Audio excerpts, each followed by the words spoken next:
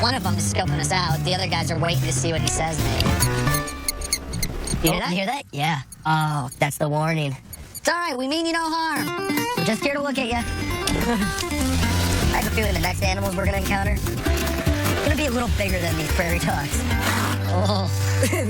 We're going to go horseback riding.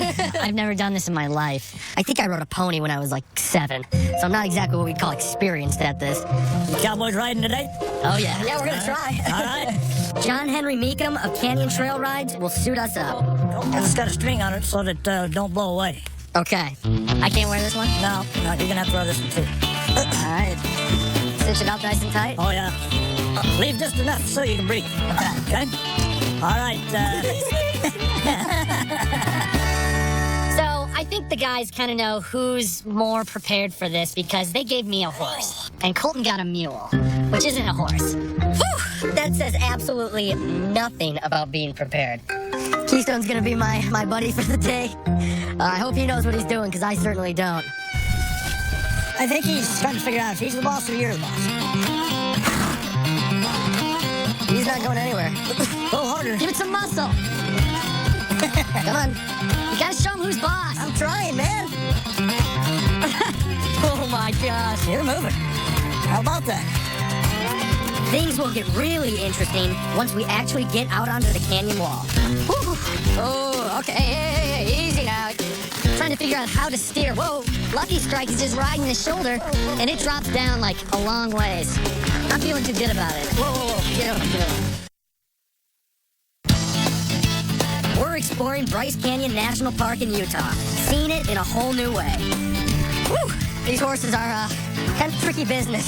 Sometimes they go the way you want them to, and sometimes they don't. We're heading into the canyon, and so far, for a guy who's never been on a horse, and someone who's afraid of heights, we're doing pretty well. Wow, look at that over there. Zane, look how orange that is. These weird-looking rock formations are called hoodoos. We're gonna check them out later. Attaboy, Keystone, good boy. But first, we need to complete this ride in one piece. Come on now, this way. Trying to figure out how to steer. Whoa. Get over. Lucky Strike is just riding his shoulder, and it drops down like a long ways. So I'm trying to steer him back over to the right, and he's just not budging. This is crazy. They're literally walking on paths about this big with just straight drop-offs. Whoa. When we finally reach the end of this trail, it's kind of a relief. So what do you think about our cowboy skills? Are we getting there? They need a little work, but you did good. Good start. Yeah. So the time has come to get the lowdown on these so-called hoodoos. Larry Davis tells us quite a story. Where did the word hoodoo come from? We think that there's this association with the word voodoo. The Paiutes, who used to live in this area, refer to these as the legend people. And it was a group of people who, weren't quite so nice. And one of their deities, the coyote, got mad at them one day and turned them all into stone. You better be careful. Oh, you better look to yourself. To get a better look at where hoodoos really come from, Larry takes us down into the heart of this natural amphitheater. We haven't even walked that far, and these are some of the coolest rocks I've ever seen in my life. The closer we get, the better we can see how these cliffs are being worn away by wind, rain, and ice. That's what creates hoodoos. New ones are being formed all the time, and old ones eventually fall down. What do you suppose that hoodoo there is named? I'm gonna guess that is Thor's hammer. That's Thor's hammer, okay. Right. Thor's hammer is one of the most famous of about 2,500 hoodoos in Bryce Canyon. And eventually, that's going to fall over. Oh, wow. We'll not want to be on the bottom when Thor's hammer comes tumbling down. Now, you'd get hammered. Nice. It'd be fun to keep exploring this Martian landscape, but we need to take off for the backcountry before the sun sets. Oh, and we're not taking a tent. Okay, so we're going backcountry camping ultralight style this time. The trail that we're going on, we start at the top of the canyon, and then we go down inside. We're going to get to see part of Bryce Canyon that very few people get to experience. We're bringing the bare essentials, and we're trying to make our packs as light as we can, hopefully under 20 pounds. One thing I know I need. Sleeping bag, yes, you need that. Ultralight sleeping bag. Compass, you need that. Compass, okay. Need a first aid kit no matter what, so we have that. All right, got my gloves in there. Rope, this we can use for our shelter. Oh yeah, about that shelter. This and only this is gonna be our shelter tonight. We know that there's a spring somewhere along the trail, but we're going in prepared with a lot of water. So the bulk of my weight right now is going to be just pure H2O. Some things, no matter what, you just can't go without. Oh my gosh. What do you think? Feels ultra light. You ready? Yes. The plan is hike down into Ponderosa Canyon in the southern end of the park. We'll pitch camp about halfway to our destination, Rainbow Point, the highest peak in Bryce. This may not look ultralight, but what he's got in here is a bear canister because we are in bear country. So while it is bulky, it's still light, and it's necessary. Bryce is home to a small population of black bears. They have a keen sense of smell, so it's important that all our food be kept in bear-resistant canisters. We also need to keep our eyes and ears open for rattlesnakes. Oh my gosh. Oh my gosh. There's a snake right down there. There he goes, there he goes.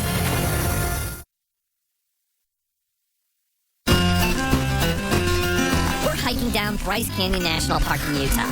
When we get to the bottom, we'll be looking for a place to camp that we hope includes water. It's hot out here. The further we're hiking down, the sun is beating down in your face, and I'm thirsty. On our route, we know that there is one water source, so we have to find this. This is what I'm talking about. Look at this. Wow, that says Bryce Canyon. Check that out, dude. Look at how just absolutely vibrant those colors are. You've got like white, orange. This place is so crazy. In fact, it's wild and crazy. Park rangers have warned us to keep an eye out for wildlife, like rattlesnakes and mountain lions. These big cats are ambush hunters. They like to hide in the brush or up in the trees, waiting for prey, like deer, to come by.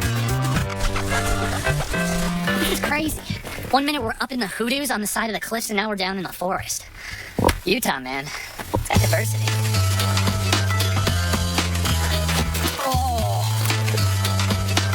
Oh my gosh. Oh my gosh. There's a snake right down there. Look at that. There he goes. There he goes. This is a striped whip snake. They get their name from their long, skinny bodies, and because they move at high speeds, like a whip. Not dangerous, just a reminder. I know his cousin, the rattlesnake, is somewhere out here in these woods. Rattlesnakes are venomous. Their bites can be deadly and require medical attention. Could you imagine waking up with one of those inside your sleeping bag? Because we're not going to have any protection. You know that, right? Don't even say that. We're not going to have any protection. I'm kind of freaking out after seeing that snake. I hate snakes. Yeah! Iron Spring campsite. And bear alert. Ooh, that's the first thing I read. Iron Spring is that way, which is huge because that's our water source. And the campsites are 125 paces to the south. Where there's water, there's animals, and now there's us and our tarp. We're in for a very interesting night, my friend. The first thing we need to find is a spot that's already naturally sheltered. We need some sort of protection against the elements. For all we know, rain could be coming tonight. And once you get cold and you're wet, then that's when hypothermia can get you. We've never done this before. We're actually talking about taking string and tying this tarp up. This side? No, that tree. This is not gonna work. Try it. There is no way this is gonna work. Get it tight. Are you kidding me? This is not how you're supposed to do this. There's no way. No, you know what the answer is? You string the line from there to there, get it tight, then we drape this, And then we stake it in on the bottom, and then we have a shelter. there you go. That's it.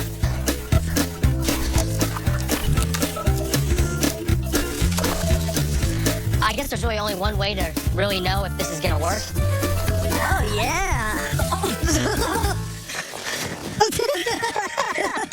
Oh, we're in so much trouble. This is as good as it's gonna get.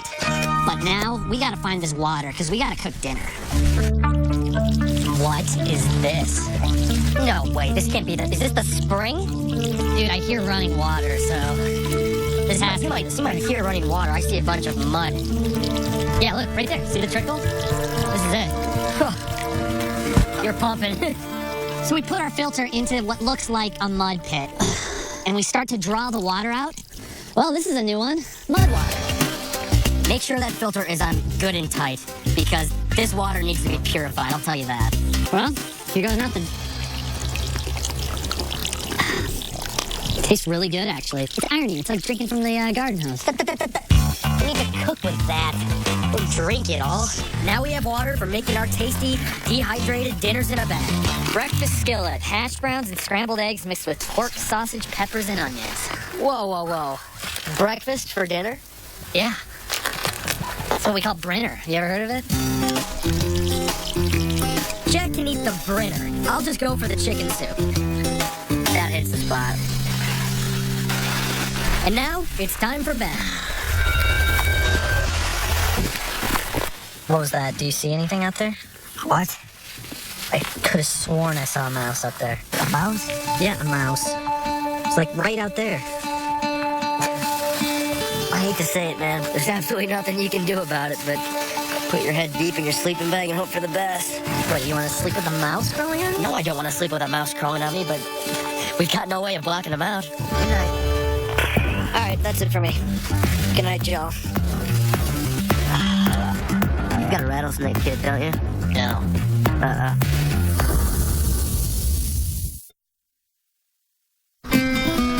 It's early morning in Bryce Canyon National Park in Utah, where we've spent the night on the ground under a tarp. Hey. Morning.